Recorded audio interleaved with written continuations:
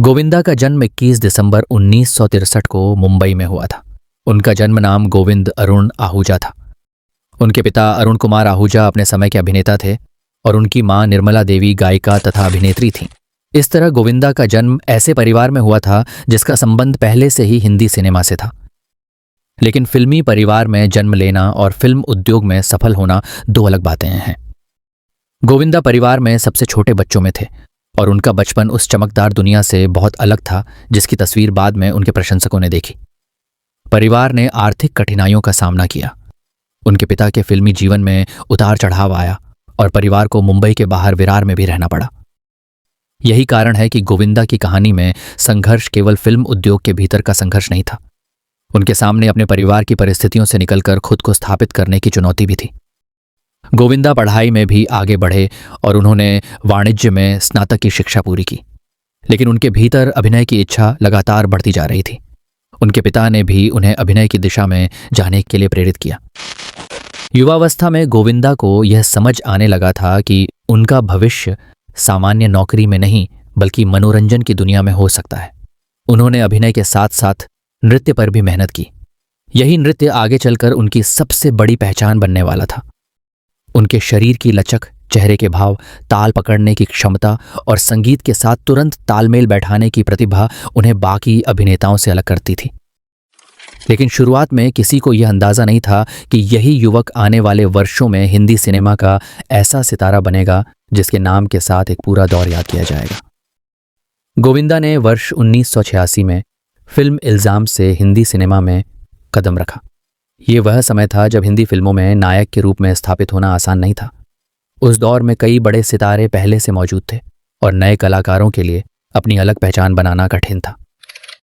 गोविंदा ने शुरुआत में एक्शन और रोमांटिक भूमिकाएं की।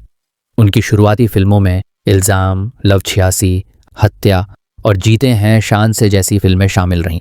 उन्होंने धीरे धीरे दर्शकों का ध्यान अपनी तरफ खींचना शुरू किया। उनकी सबसे बड़ी ताकत यह थी कि वह केवल संवाद बोलने वाले अभिनेता नहीं थे। वह नृत्य कर सकते थे, भावनाओं को तेजी से बदल सकते थे और हास्य को बिना अलग से कोशिश किए सहज बना सकते थे।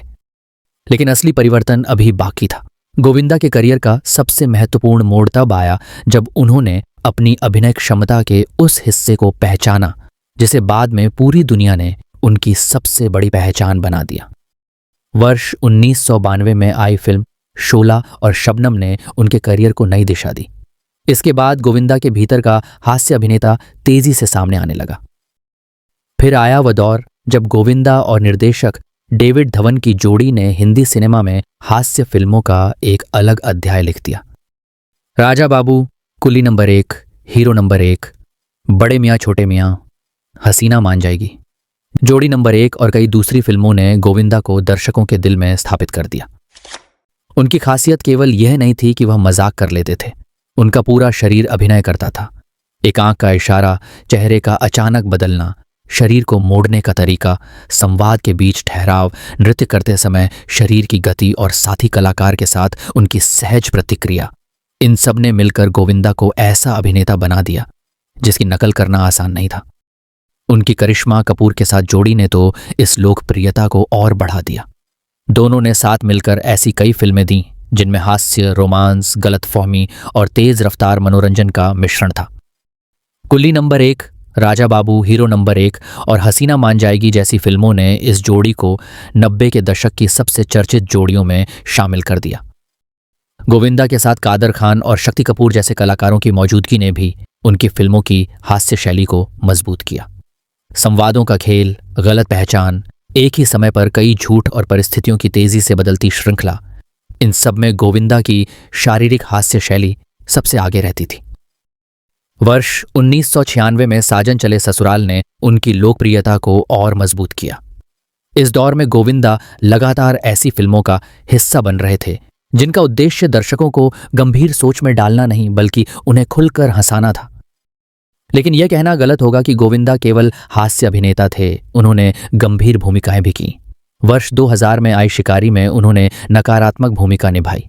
ये उनके लिए एक अलग तरह का प्रयोग था और उनके अभिनय की गंभीर क्षमता को भी सामने लाया। गोविंदा को पुरस्कार भी मिले। उन्हें फिल्म फेयर का विशेष पुरस्कार मिला और हसीना मान जाएगी के लिए वर्ष 2000 में हास्य भूमिका के लिए फिल्म फेयर पुरस्कार मिला। बाद के वर्षों में उन्हें भारतीय सिनेमा में विशेष योगदान के लिए भी सम्मानित किया गया। वर्ष 1999 में एक अंतर्राष्ट्रीय सर्वेक्षण में भी गोविंदा को मंच या पर्दे के महान सितारों की सूची में स्थान मिला था। यह उस समय उनकी लोकप्रियता की व्यापकता को दिखाता है। उनका प्रभाव इतना बढ़ चुका था कि दर्शकों के लिए गोविंदा केवल एक अभिनेता नहीं बल्कि एक पूरा मनोरंजन अनुभव बन चुके थे। गोविंदा की निजी जिंदगी की कहानी भी उनके फिल्मी जीवन की तरह दिलचस्प है। उनकी पत्नी सुनीता आहूजा से उनकी शादी 11 मार्च 1987 को हुई थी। दोनों का विवाह शुरुआती समय में सार्वजनिक नहीं किया गया था और लगभग 1 वर्ष तक इसे छिपाकर रखा गया। उस समय गोविंदा अपने करियर को मजबूत बनाने की कोशिश कर रहे थे और उन्हें डर था कि बहुत कम उम्र में विवाह की खबर उनके उभरते हुए सितारे के रूप को प्रभावित कर सकती है। गोविंदा और सुनीता की पहली मुलाकात भी किसी फिल्मी कहानी से कम नहीं थी। दोनों के पारिवारिक और सामाजिक वातावरण अलग थे। सुनीता ने बाद में बताया कि जब उन्होंने पहली बार गोविंदा को देखा था तो उन्हें वह बहुत खास नहीं लगे थे, लेकिन समय के साथ दोनों के बीच नज़दीकियां बढ़ीं और अंततः रिश्ता विवाह में बदल गया। इस विवाह से बेटी टीना आहूजा और बेटे यशवर्धन आहूजा हुए। लेकिन इस परिवार ने एक बहुत दर्दनाक घटना भी झेली। सुनीता ने वर्ष 2024 में बताया कि टीना और यशवर्धन के बीच उनकी एक बेटी और हुई थी, जो समय से पहले पैदा हुई और केवल 3 महीने जीवित रह सकी। बच्ची के फेफड़े पूरी तरह विकसित नहीं हुए थे। इस घटना ने परिवार को गहरे स्तर पर प्रभावित किया। इस दुख के बाद सुनीता ने अपने बेटे यशवर्धन को लेकर अत्यधिक सुरक्षा और चिंता महसूस की। उनके अनुसार वह बच्चों की देखभाल में बेहद सावधान रहती थीं। गोविंदा और सुनीता के रिश्ते में भी उतार चढ़ाव आए। वर्ष 2024 में सुनीता ने अपने वैवाहिक जीवन के बारे में खुलकर बात की और कहा कि लगभग 4 दशक लंबे रिश्ते में कई कठिन दौर आए। बाद की बातचीत में उन्होंने अपने पति के प्रति अपने लगाव और रिश्ते को बचाए रखने की इच्छा भी स्पष्ट की। इसलिए गोविंदा का प्रेम जीवन केवल किसी फिल्मी प्रेम कहानी की तरह नहीं था। इसमें प्रेम था, संघर्ष था, मतभेद थे, पारिवारिक दुख था और लंबे समय तक साथ बने रहने की कोशिश भी थी। गोविंदा का नाम उनके लंबे करियर में कई विवादों से भी जुड़ा। सबसे चर्चित विवाद वर्ष 2008 का था। फिल्म मणि है तो हनी है की शूटिंग के दौरान संतोष राय नाम के एक संघर्षरत अभिनेता के साथ गोविंदा का विवाद हुआ और गोविंदा द्वारा उन्हें थप्पड़ मारने का मामला सामने आया। यह विवाद आगे चलकर अदालत तक पहुंचा और कई वर्षों तक चला। यह मामला केवल एक दिन की खबर बनकर समाप्त नहीं हुआ। कानूनी लड़ाई लंबे समय तक चली और अंततः दिसंबर 2015 में सर्वोच्च न्यायालय ने गोविंदा से माफी मांगकर मामला सुलझाने को कहा। बाद में इस विवाद का समाधान माफी के माध्यम से हुआ। इस घटना ने गोविंदा की सार्वजनिक छवि पर असर डाला। उनके काम करने के तरीके को लेकर भी समय समय पर चर्चा होती रही। कुछ फिल्मकारों और सहकर्मियों ने उनके देर से आने को लेकर सवाल उठाए। निर्देशक डेविड धवन ने वर्ष 2024 में इस विषय पर बात करते हुए गोविंदा की प्रतिभा और तत्काल दृश्य को बदल देने वाली उनकी क्षमता की प्रशंसा भी की। धवन ने बताया कि गोविंदा कई बार लंबे दृश्यों को एक ही बार में करने का सुझाव देते थे ताकि बाद में उसमें से जरूरी हिस्सा रखा जा सके। यानी गोविंदा के व्यक्तित्व में एक विरोधाभास दिखाई देता है। एक तरफ उनकी प्रतिभा असाधारण थी, दूसरी तरफ उनके काम करने के तरीके को लेकर आलोचनाएं भी थीं। बाद के वर्षों में गोविंदा और डेविड धवन के संबंधों में दूरी की खबरें भी सामने आईं, लेकिन वर्ष 2026 में दोनों के पुराने संबंधों को लेकर फिर चर्चा हुई और धवन ने गोविंदा के प्रति सम्मान व्यक्त करते हुए उनके साथ काम करने के अनुभवों को याद किया। गोविंदा की जिंदगी में वर्ष 2024 में एक और अप्रत्याशित घटना हुई जब उनके लाइसेंसी रिवॉल्वर से दुर्घटनावश उनके पैर में गोली लग गई। उन्हें अस्पताल ले जाया गया और बाद में उनकी बेटी टीना ने उस घटना के भयावह प्रभाव के बारे में बताया। ये घटना उनके जीवन के उन क्षणों में शामिल हो गई जब अचानक निजी जिंदगी सार्वजनिक चर्चा का विषय बन गई। गोविंदा ने अपने लंबे फिल्मी जीवन में बहुत कमाई की और समय के साथ उन्होंने मुंबई में आलीशान संपत्ति, जमीन और महंगी गाड़ियों जैसी संपत्तियां अर्जित की। लेकिन उनकी कुल संपत्ति का कोई ऐसा आधिकारिक और सार्वजनिक आंकड़ा उपलब्ध नहीं है जिसे निश्चित अंतिम संख्या माना जा सके। विभिन्न समाचार माध्यमों ने समय समय पर उनकी संपत्ति के अलग अलग अनुमान लगाए हैं। वर्ष 2025 की रिपोर्टों में उनके मुंबई स्थित बंगले, लखनऊ की जमीन और महंगी गाड़ियों का उल्लेख किया गया था। इन रिपोर्टों से यह स्पष्ट होता है कि लंबे फिल्मी जीवन ने उन्हें पर्याप्त आर्थिक संपन्नता दी है, लेकिन केवल मीडिया अनुमान के आधार पर उनकी कुल संपत्ति को निश्चित राशि कहना उचित नहीं होगा। गोविंदा की कमाई का मुख्य आधार उनके अभिनय का लंबा सफर रहा। इसके अलावा उन्होंने फिल्म निर्माण में भी हाथ आजमाया। हत्या और सुख जैसी फिल्मों से उनके निर्माता के रूप में जुड़ने की जानकारी भी मिलती है। बाद में उन्होंने आ गया हीरो में अभिनय के साथ निर्माण की जिम्मेदारी भी संभाली। उनकी संपत्ति केवल पैसे की कहानी नहीं है, यह उस यात्रा का परिणाम है जिसमें एक समय संघर्ष कर रहा अभिनेता करोड़ों दर्शकों का मनोरंजन करता बना और कई दशकों तक हिंदी फिल्म उद्योग में सक्रिय रहा। गोविंदा का जीवन केवल फिल्मों तक सीमित नहीं रहा। वर्ष 2004 में उन्होंने राजनीति में कदम रखा और कांग्रेस पार्टी के उम्मीदवार के रूप में मुंबई उत्तर लोकसभा क्षेत्र से चुनाव जीता। उनके लिए यह एक बड़ी उपलब्धि थी, क्योंकि एक फिल्मी सितारे से सीधे संसद तक पहुंचना उनके सार्वजनिक जीवन का बिल्कुल नया अध्याय था। उनके चुनावी हलफनामे में भी मुंबई उत्तर से उनकी उम्मीदवारी का रिकॉर्ड उपलब्ध है। लेकिन राजनीति का संसार फिल्म उद्योग से बिल्कुल अलग था। फिल्मी दुनिया में अभिनेता का काम पर्दे पर दिखाई देता है। राजनीति में जनता, क्षेत्र, संगठन, प्रशासन और लगातार सार्वजनिक संपर्क की जरूरत होती है। गोविंदा के लिए यह बदलाव आसान नहीं रहा। वह वर्ष 2004 से 2009 के बीच संसद से जुड़े रहे, लेकिन बाद में उन्होंने राजनीति से दूरी बना ली और फिल्मी जीवन पर ध्यान देने की इच्छा जताई। राजनीतिक जीवन ने उन्हें एक नया अनुभव दिया, लेकिन अंततः उनका वास्तविक क्षेत्र वही रहा जहां वह सबसे अधिक सहज थे। गोविंदा की सफलता की सबसे बड़ी ताकत ही बाद में उनके लिए चुनौती बन गई। 90 के दशक में जिस तरह की हास्य फिल्में लोकप्रिय थीं, उनमें गोविंदा की प्रतिभा पूरी तरह चमकती थी। लेकिन समय बदलने लगा, दर्शकों की पसंद बदलने लगी, हास्य फिल्मों की शैली बदली, बड़े पर्दे पर नई पीढ़ी के अभिनेता आए, कहानी कहने का तरीका बदल गया, एक्शन फिल्मों का रूप बदल गया, रोमांटिक फिल्मों का स्वरूप बदल गया, और सबसे महत्वपूर्ण बात, दर्शक अब पुराने ढांचे से अलग तरह का मनोरंजन तलाशने लगे। गोविंदा का सबसे बड़ा हथियार शारीरिक हास्य, तेज संवाद, रंगीन पहनावा और परिस्थितिजन्य मनोरंजन था। जब वही शैली मुख्यधारा से पीछे हटने लगी तो उनकी स्थिति भी कमजोर होने लगी। उनकी कुछ फिल्में असफल रहीं, कुछ फिल्मों ने वह असर नहीं छोड़ा जिसकी उम्मीद की जा रही थी। वर्ष 2000 के दशक में उनके करियर में लगातार उतार चढ़ाव आया। हालांकि बाद में भागम भाग और पार्टनर जैसी फिल्मों से उन्होंने फिर लोकप्रियता हासिल की, लेकिन यह वापसी उनके 90 के दशक के प्रभुत्व जैसी स्थायी वापसी नहीं बन पाई। विशेष रूप से वर्ष 2007 में आई पार्टनर महत्वपूर्ण थी। सलमान खान और गोविंदा की जोड़ी ने दर्शकों को पुराने गोविंदा की याद दिलाई। इस फिल्म ने यह साबित किया कि सही कहानी और सही भूमिका मिलने पर गोविंदा आज भी दर्शकों को अपनी तरफ खींच सकते हैं। लेकिन इस सफलता के बाद भी उनके लिए लगातार उसी स्तर की मुख्य भूमिकाएं मिलना आसान नहीं रहा। यहीं से गोविंदा की कहानी में सबसे बड़ा प्रश्न सामने आता है, क्या उन्होंने समय के बदलाव को स्वीकार करने में देर कर दी? इसका उत्तर केवल हाँ या ना में देना आसान नहीं है। गोविंदा की अपनी प्रतिभा में कमी नहीं आई थी, लेकिन हिंदी सिनेमा की संरचना बदल रही थी। अभिनय के साथ साथ कलाकारों से अलग तरह की तैयारी, अलग तरह की भूमिकाएं और अलग तरह की सार्वजनिक छवि की अपेक्षा की जाने लगी थी। गोविंदा का व्यक्तित्व अपने समय की एक खास फिल्मी शैली के साथ इतना गहराई से जुड़ा हुआ था कि जब वह शैली पीछे जाने लगी तो उनके लिए उसी सहजता से खुद को नए ढांचे में ढालना कठिन हो गया। गोविंदा का पतन किसी एक फिल्म की वजह से नहीं हुआ, यह धीरे धीरे हुआ। एक दौर में वह लगातार कई फिल्मों में दिखाई देते थे, फिर फिल्मों के बीच अंतर बढ़ने लगा। एक दौर में निर्माता उनके साथ काम करने के लिए उत्सुक रहते थे। बाद में नई पीढ़ी के सितारे बाजार में तेजी से आगे आने लगे।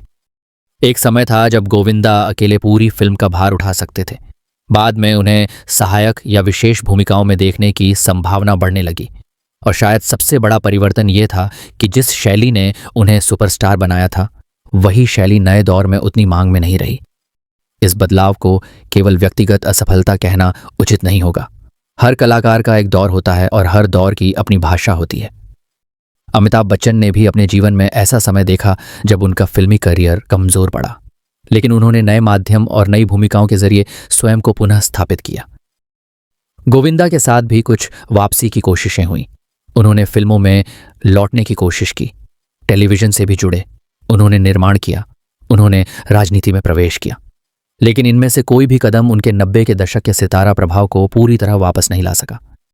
वर्ष 2017 में आई आ गया हीरो में उन्होंने मुख्य भूमिका निभाई और निर्माण की जिम्मेदारी भी संभाली, लेकिन यह फिल्म उनके पुराने दौर जैसी बड़ी वापसी नहीं कर सकी।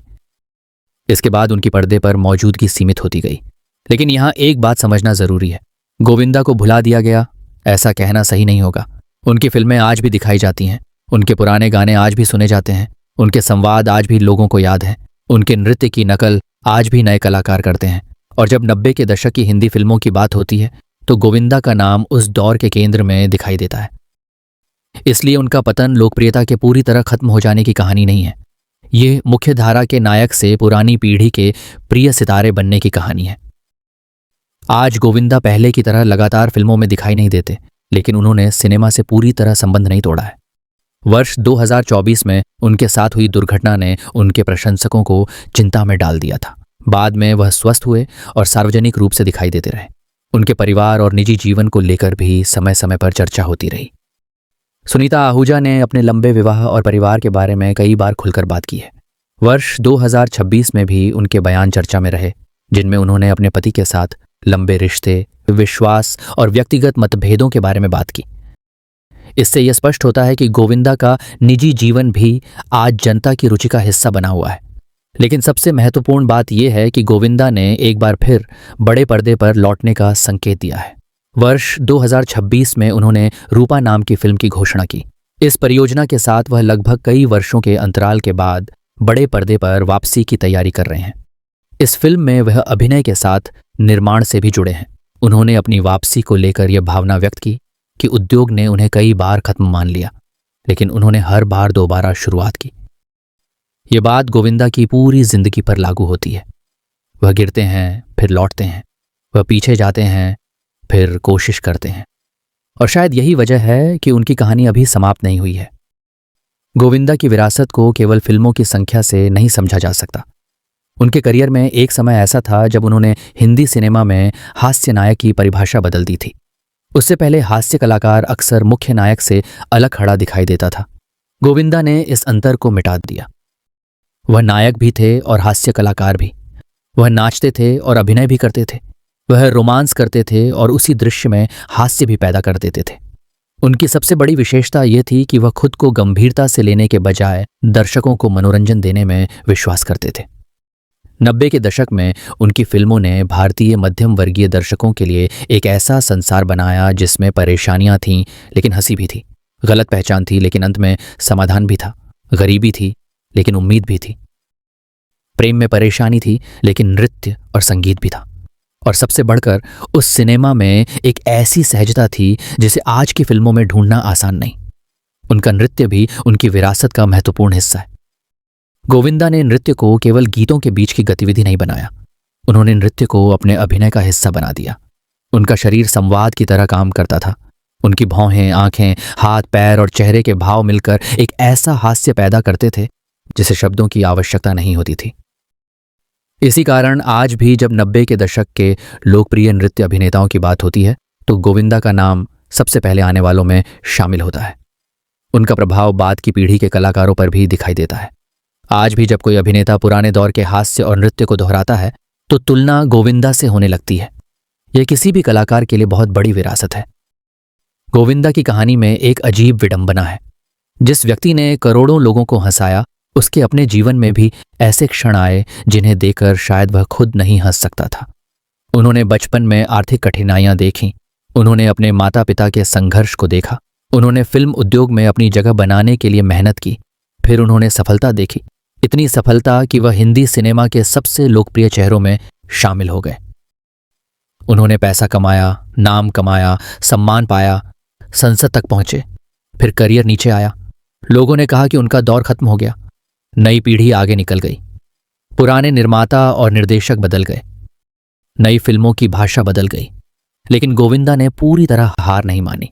उनके जीवन में एक बात बार बार दिखाई देती है, वापसी की इच्छा। यही वजह है कि वर्ष 2026 में जब उन्होंने रूपा के जरिए बड़े पर्दे पर लौटने की घोषणा की तो यह केवल एक नई फिल्म की घोषणा नहीं थी।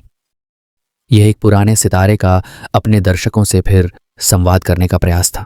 वह दर्शक जिन्होंने कभी उन्हें कुली नंबर 1 में देखा था, वह दर्शक जिन्होंने राजा बाबू में उनकी शरारत पर हंसी थी, वह दर्शक जिन्होंने हीरो नंबर 1 में उनकी हरकतों का आनंद लिया था, वह दर्शक जिन्होंने हसीना मान जाएगी और बड़े मियाँ छोटे मियाँ जैसी फिल्मों में उन्हें देखा था, और वह नई पीढ़ी जिसने शायद गोविंदा को पहली बार उनकी पुरानी फिल्मों के माध्यम से जाना।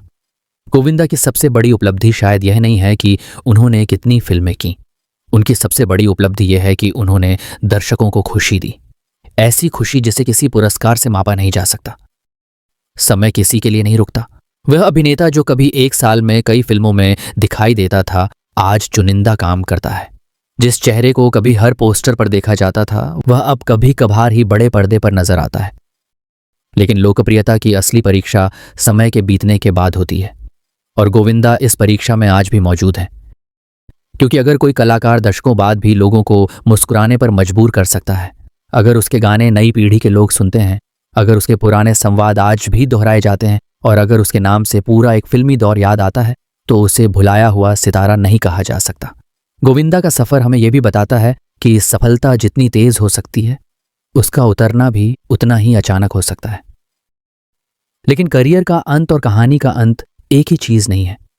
एक अभिनेता का दौर खत्म हो सकता है, उसकी फिल्में कम हो सकती हैं, उसकी लोकप्रियता का स्वरूप बदल सकता है, लेकिन उसकी कला अगर लोगों की याद में बची रहती है, तो वह कलाकार कहीं ना कहीं जीवित रहता है।